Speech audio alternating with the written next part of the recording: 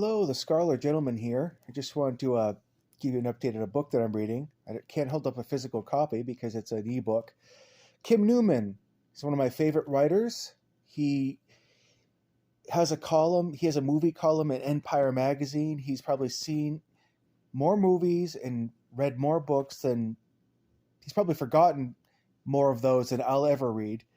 But he's a writer himself and currently reading An English Ghost Story by Kim Newman.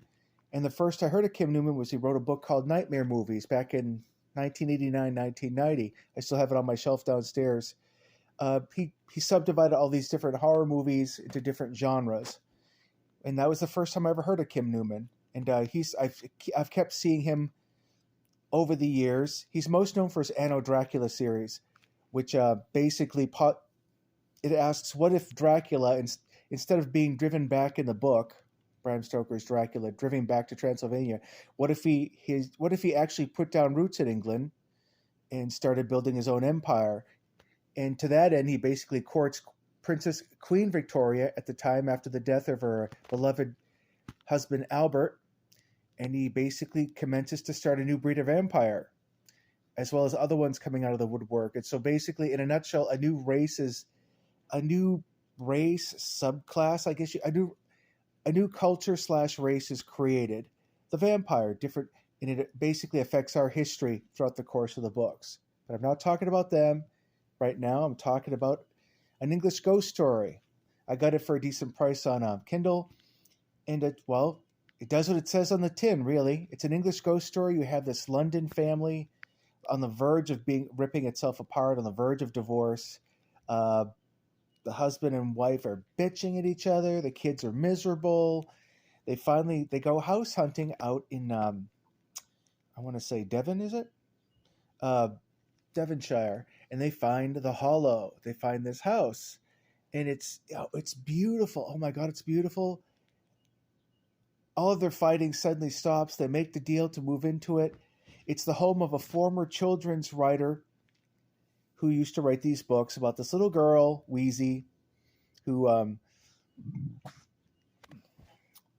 who had ghosts for friends inside the house. And so when they move there, all their problems seem to end. Everything works for them.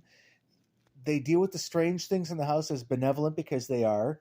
They just take it as a matter of course, almost like it's decoration. And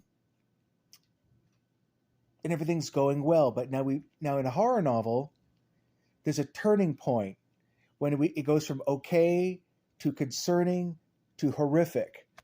And to be honest, I think we finally hit that spot where everything is peaceful and benevolent and joyful. All of the characters' obsessions and peccadillos now are starting to come to the fore, and the house, the land, and the land around it is feeding those little psychological peccadillos. And like any good ghost story, you have to ask, is it the house? Or is it them? Or is it a little of both? In this book, you're seeing like little odes to Shirley Jackson's The Haunting of Hill House, which, you know what, I need to read that. I know what it's about, but I haven't actually read it proper. But I have it somewhere downstairs. I'll read it soon. But that's the side of a good ghost story. Is it happening in their minds? Is it really happening? And knowing Kim Newman, it's really happening, and it's in their minds too. Ghosts are feeding what's in their psyche, after all.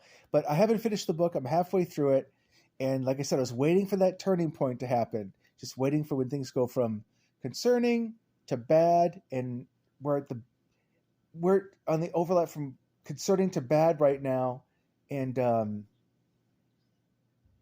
sure it's going to get horrifying pretty soon. But I love Kim Newman as a writer. He's very clever. His prose is very arc,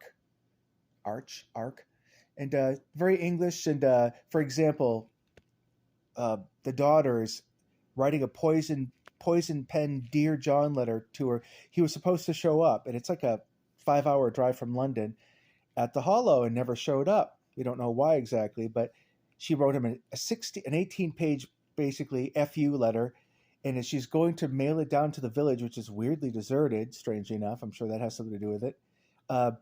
He describes the letter as 18 pages of beautiful venom, that kind of thing. She dropped off the letter and she was home in a trice, that kind of thing. He's very, very witty, and I love his writing style. Anyway, I just wanted to just let you know where I am with that book. I'm halfway through it, and when it's done, I'll do the proper book report. But I'm really enjoying it, and you'll never lose if you pick up a Kim Newman book to read. Take care. Speak to you soon.